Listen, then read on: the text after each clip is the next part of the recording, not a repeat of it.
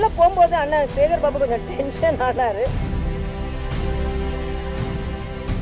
நான் உள்ள போகும்போது அண்ணன் சேகர் பாபு கொஞ்சம் டென்ஷன் ஆனாரு. நான் 4 பேர் கூட தான் போனேன். 50 பேர் உள்ள போயிட்டாங்க அப்படின்னாரு. திமுக காரங்களுக்கு பிரச்சனை இல்லை, ஏன்னா கோயிலுக்கு அவங்க போகணும்னு நினச்சா கூட கூட்டமாக போனால் அண்ணன் ஸ்டாலின் கோச்சிக்குவார். அதனால் அவர் வேணால் தனியாக நிற்கலாம். எங்கள் கூட மாவட்ட தலைவர் 2 பேர் வரதை நான் வேணான்னு சொல்ல முடியுமா? அதனால் நான் அவர்கிட்ட ஏன் டென்ஷன் இல்லை முன்னால் 50 பேர்லாம் நாங்களும் ரெஸ்பான்சிபிளாக ஒரு மக்களின் மனநிலையை மதிக்கக்கூடியவர்கள் தான். ஆனால் என்னமோ பாஜகவையும் தாமரையும் பார்த்தா அண்ணனுக்கு கொஞ்சம் டென்ஷன் ஆகிடுது. அவங்க கூட போக மாட்டாங்க யாரும், ஏன்னா போனாலும் ஸ்டாலின் பார்த்துட்டாருன்னா உடனே அவங்களுக்கு எல்லாம் கிழிஞ்சு போயிடும், சீட்டு கிழிஞ்சிரும். அதுக்காக அவங்க மற்ற இடத்துல கூட்டமாக போவாங்க. நாங்கள் எங்கள் கூட வேணால் பாருங்கள் 4 பேர் தான், என் கூட 5 பேர் தான் வந்தாங்க. அதையே டென்ஷன் ஆகிட்டார். ஆனால் அண்ணன்ட்ட உள்ளே போய் டென்ஷன்லாம் ஆக வேணான்னு நல்லா தான் ஏற்பாடெலாம் பண்ணியிருக்கீங்கன்னு சொல்லிட்டு வந்தேன். எப்போவுமே எல்லாம் ஒரு நட்புறவோடு இருப்பது நல்லது தான். என்னை பொறுத்த மட்டில் ஆன்மீகம் இன்னும் தழைக்க வேண்டும். திருப்பரங்குன்றம் இந்துக்களுக்கு பாராபட்சமாகத்தான் இந்த அரசு நடந்து கொள்கிறது என்று நேரடியாக நான் குற்றம் சாட்டுகிறேன். அங்கே கந்தூரி விழாவுக்கு கொடியேற்ற எல்லோரையும் அனுமதித்தவர்கள் இந்துக்களை அங்கே விளக்கேற்ற அனுமதிக்காதது மிக மிக தவறு. நீதிமன்ற நீதிபதியே சொல்லியிருக்கிறார், அது விளக்கேற்றும் காலம் வரும் என. இது இந்துக்களை தமிழ்நாட்டில் 2ஆம் தர குடிமக்களாக பாவித்து தான் முதலமைச்சர் தனது எண்ணத்தை நிறைவேற்றுகிறார்.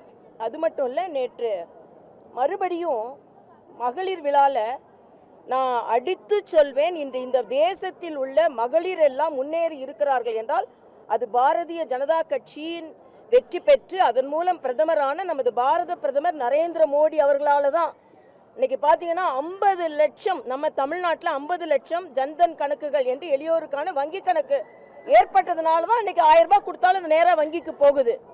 அதே மாதிரி இன்னைக்கு 23,000 கோடி தமிழ்நாட்டில் மட்டும் முத்ரா வங்கி கொடுக்கப்பட்டு இருக்கிறது. இதில் பெரும்பான்மையாக ஏறக்குறைய 63,000 பேர் பெண்கள் தான் அதில் பலனடைந்திருக்கிறார்கள். நாடு முழுவதும் 10 கோடி பேருக்கு இலவச கேஸ் கொடுக்கப்பட்டு இருக்கிறது. தமிழ்நாட்டில் மட்டும் 10 லட்சம் பேருக்கு கொடுக்கப்பட்டு இருக்கிறது.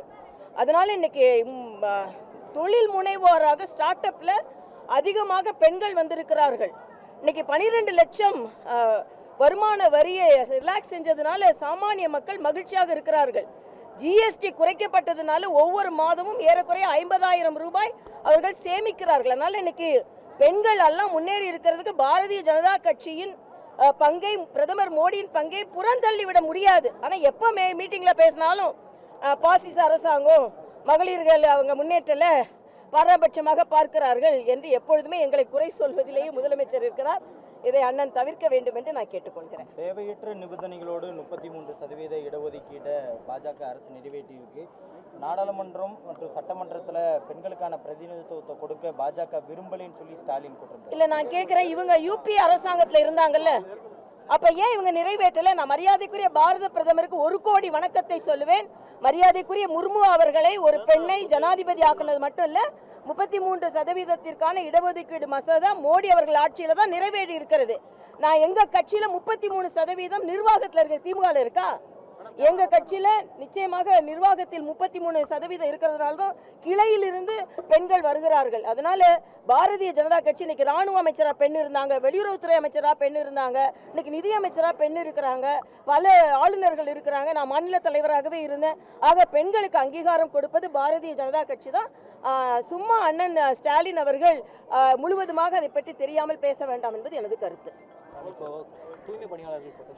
ஆமாம், தூய்மை பணியாளர்கள் எனக்கு மிகுந்த மன வருத்தத்தை தருகிறது. இதில் வேற நேற்று கம்யூனிஸ்ட் தலைவர் பாலபாரதி சொல்கிறாங்க, அதெல்லாம் ஆர்ப்பாட்டம் பண்ண தான் செய்வாங்க. ஒரு கம்யூனிஸ்ட் தலைவி ரொம்ப சர்வசாதாரணமாக சொல்கிறாங்க, அரசாங்கத்தை பாதுகாக்கிற மாதிரி பேசுகிறாங்க.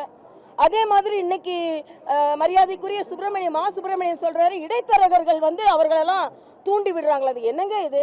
அதை விட எல்லாத்தோட கவலை அளிக்கக்கூடியது, போதையே இல்லாத மாநிலமா, 0 போதை இல்லாத மாநிலமா தமிழ்நாடு மாறிடுச்சான். எனக்கு ரொம்ப வருத்தமாக இருக்குது இது மாதிரி பேச்செல்லாம் கேட்குறதுக்கு. நீங்கள் பார்த்தீங்கன்னா 4 சின்ன பையனுங்க ஒரு தம்பியை போட்டு அடித்து அவனுக்கு கொலை செய்கிறவருக்கு போனாங்கன்னா அது எதை இன்ஃப்ளூயன்ஸில்? போதை இன்ஃப்ளூயன்ஸில் தான் இதெல்லாம் நடக்குது. அண்ணன் மா சுப்பிரமணியம் எதனால் இப்படி பேசுகிறான்னு எனக்கு தெரியல. அவங்க முதல் அதை குறைக்கட்டும், இல்லைன்னு சொல்கிறத விட தேடி தேடி குறைக்கட்டும்னு தான் எனது கருத்து. செய்திகளை உடனுக்குடன் தெரிந்து கொள்ள கீழ்கண்ட கேபிள் மற்றும் டிடிஹெச் நெட்வொர்க்குகளில் எம்நாடு செய்தி தொலைக்காட்சியை காணுங்கள். பாதகம் செய்பவரை கண்டால் நாம் பயம் கொள்ளலாகாது பாப்பா. மோதி மிதித்து விடு பாப்பா, அவர் முகத்தில் உமிழ்ந்து விடு பாப்பா. அண்மை செய்திகளை உடனுக்குடன் தெரிந்து கொள்ள இணைந்திருங்கள் எம்நாடு தொலைக்காட்சியுடன்.